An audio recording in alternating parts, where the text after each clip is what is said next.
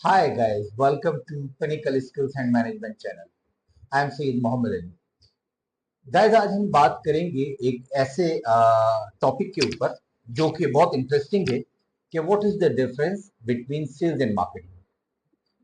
तो सेल्स और मार्केटिंग को समझने के लिए सबसे पहले हम इन दोनों की डेफिनेशन की तरफ आते हैं। और उससे थोड़ा सा पहले अगर मैं आपको हिस्ट्री भी बता दूं तो सेल्स आपको पता है सिंस बिगनिंग जब से ह्यूमंस जो है वो इस दुनिया में आए तो सेल्स तो होती रही है। वो प्रोडक्ट प्रोडक्ट होती थी कि उस जमाने में एक प्रोडक्ट एक इंसान दूसरे को दिया करता था और उसके एक्सचेंज के अंदर एक दूसरी प्रोडक्ट जो है वो उसकी यूटिलिटी के वो उससे ले लिया करता था। तो बेसिकली तो ये एक ओल्ड प्रोसेस है सेल्स का। लेकिन जब हम उसको देखते हैं तकरीबन कोई 3000 बीसी के अंदर जो है छोटी छोटी मार्केट्स का कयाम वजूद में आया, जहां पर फिर लोग उस मार्केट में जाकर जो है क्योंकि मल्टीपल भी चीजें अवेलेबल होती थी तो वो अपनी अपने चीजें जो उनको चाहिए होती थी वो एक्सचेंज कर लिया करते थे। 1500 के अंदर जो है सेंचुरी के अंदर जो है वो फिर मार्केटिंग का प्रॉपरली एक तरीके से समझ लें कि इनिशिएटिव हुआ, जिसके अंदर जो है फिलिप कॉटलर को जो है फादर ऑफ द मार्केटिंग इसलिए कहते हैं, उसने एक काफी उसमें चीजें दी। और इस तरीके से मार्केटिंग एरा का जो है एक कॉन्सेप्ट डेवलप हुआ। सवाल ये पैदा होता है कि सेल्स होने के बावजूद मार्केटिंग की जरूरत क्यों पेश है। देखिए सेल्स एक ऐसा प्रोसेस था, या सेल्स की अगर हम डेफिनेशन ले लें तो सेल्स एक ऐसा एरा था जिसके अंदर प्रोडक्ट को पहले बनाया जाता था और फिर बेचा जाता था। इसका मतलब जो मैन्युफैक्चरर था, जो बनाने वाला था, वो कोई भी प्रोडक्ट अपने हिसाब से डिजाइन करता था, अपने कॉन्सेप्ट से डिजाइन करता था, अपनी नीड्स और वांट्स के हिसाब से डिजाइन करता था और फिर वो उसको लेकर मार्केट के अंदर बेच दिया करता था। तो मेनी टाइम्स तो ये उसका आइडिया क्लिक कर जाया करता था, लेकिन कभी ऐसा भी होता था कि बड़े बड़े बेचीज जो बन जाते थे तो वो बिकते नहीं थे क्योंकि लोग उसको एक्सेप्ट नहीं करते थे, लोग उसके ऊपर सोल्ड नहीं थे। तो इस तरीके से कंपनीज को बहुत बड़े बड़े लॉसेस हुआ करते थे। तो जब 1500 के अंदर इस चीज को देखा गया कि ये बहुत बड़ी ऑर्गेनाइजेशन के लॉसेस हो जाते हैं इस तरीके से, तो मार्केटिंग का कॉन्सेप्ट इंट्रोड्यूस हुआ और मार्केटिंग के ऊपर ट्रूली काम बहुत ज्यादा स्टार्ट हुआ। और फर्क क्या रखा गया कि सेल्स एरिया में पहले प्रोडक्ट डेवलप करते थे और फिर बेचते थे, जबकि मार्केटिंग के अंदर पहले प्रोडक्ट की नीड्स एंड वांट्स का सर्वे होता था कि इस तरीके की एक प्रोडक्ट डेवलप की जा रही है तो उसकी मार्केट एक्सेप्टेबिलिटी किस कैसी होगी। मतलब ये कि उसमें डिफरेंट सर्वेस किए जाते थे, ठीक है ना, डिफरेंट इंटरेक्शन किए जाते थे, डिफरेंट मीटिंग्स की जाती थी और उसके अंदर ये जानने की कोशिश की जाती थी कि इस कॉन्सेप्ट के ऊपर लोग कितने सोल्ड हैं और ये मार्केट के अंदर अगर ये कॉन्सेप्ट लाया जाएगा तो उसके ऊपर जो है कितना एक जो है वो ब्रेक थ्रू मिल सकता है। नंबर एक। नंबर सेकंड, एक सर्वे ये किया जाता है कि मार्केट के अंदर इस वक्त इस प्रोडक्ट के ऊपर लोगों की नीड्स एंड वांट्स क्या हैं, वो क्या चाहते हैं। इस प्रोडक्ट को अगर लॉन्च किया जाए तो वो इस प्रोडक्ट को किस तरह देखते हैं कि इसमें क्या क्या एडिशनल चीजें देखते हैं, जिससे ये पता चल सके मैन्युफैक्चरर को कि उसने इस तरीके की प्रोडक्ट जो है वो डेवलप करनी है, राइट। तो इस वजह से मार्केटिंग के सर्वेस के बाद डेफिनेटली जो ब्रांड बनता था वो मार्केट के अंदर ब्रेक थ्रू लेता था क्योंकि उसकी ऑलरेडी नीड्स एंड वांट्स जो है वो वहां पर एस्टेब्लिश हो चुकी होती। अब हम इसके ऊपर बात करते हैं कि मार्केटिंग एरा और सेल्स एरा।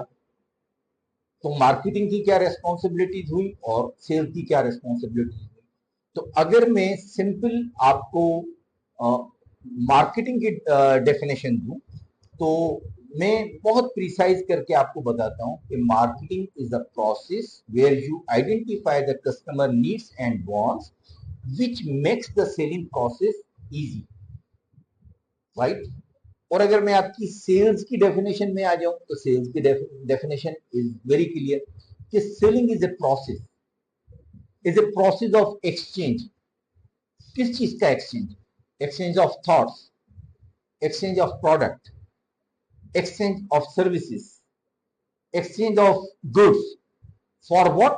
फॉर मनी और एनीथिंग एल्स। ये तमाम चीजें जब आप एक्सचेंज करें तो इसके रिटर्न में आपको क्या मिले, या तो पैसा मिले या कोई जो है आपको प्रोडक्ट मिले।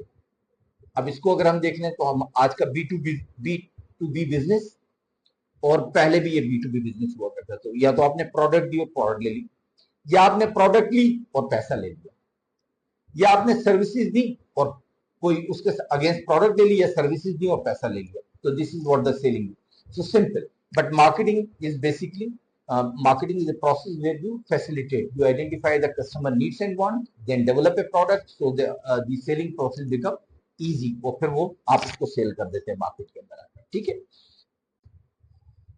मार्केटिंग और सेल्स का काम जो है अब एक तरीके से डिवाइड हो गया।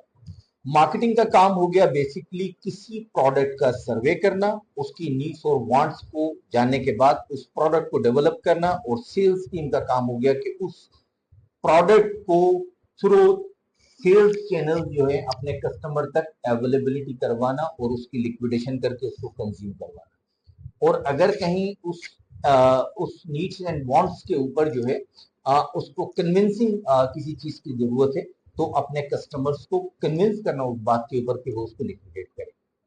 अब मार्केटिंग का काम क्या हो गया कि मार्केटिंग जो है वो नई प्रोडक्ट या नई चीजों के सर्वे कंडक्ट करवाए ताकि न्यू मार्केट को एक्सप्लोर किया जाए। That is the conceptual selling.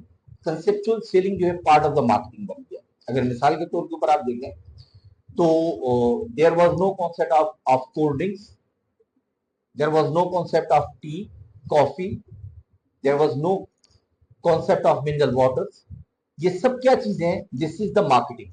कि मार्केटिंग ने इनकी नीड्स को ग्रेजुअली एस्टेब्लिश किया और इसकी नॉइज और इसकी अवेयरनेस जो है वो पब्लिक के अंदर इतनी दी कि इसकी डिमांड क्रिएट होना शुरू हो गई। जो ही इसकी डिमांड क्रिएट होना शुरू हो गई, उन्होंने मार्केटिंग के थ्रू अपनी प्रोडक्ट को डेवलप किया और सेल्स टीम ने उससे एक अच्छा रेवेन्यू कंपनी के लिए ज्वाइन कर लिया, एक अच्छा रेवेन्यू जो है कंपनी के लिए अर्न कर लिया। तो अब आपको बात काफी हद तक क्लियर होगी कि मार्केटिंग का function.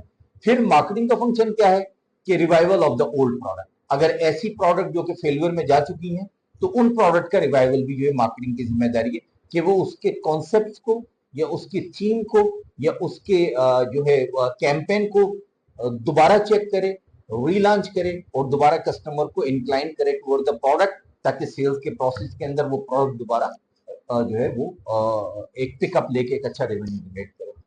So marketing and sales they are together and they can not live without each other. दोनों को साथ चलना है, और इसीलिए अब हर कंपनी के अंदर दो डिपार्टमेंट होते हैं, या तो सेल्स और मार्केटिंग।